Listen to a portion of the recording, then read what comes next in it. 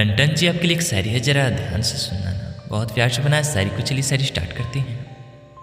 Ton जी, कसूर तो था इन निगाहों का, कि कसूर तो था इन निगाहों का, जो छुपके से तेरे दीदार कर बैठे, तेरे दीदार कर बैठे। हमने तो खामोश रहने की ठानी थी। टन जी, कि हमने तो खामोश रहने की ठानी थी, पर बेवफा ये जुबान इजहार कर बैठे, बेवफा ये जुबान इजहार कर बैठे। आई लव यू टन जी, आई लव यू।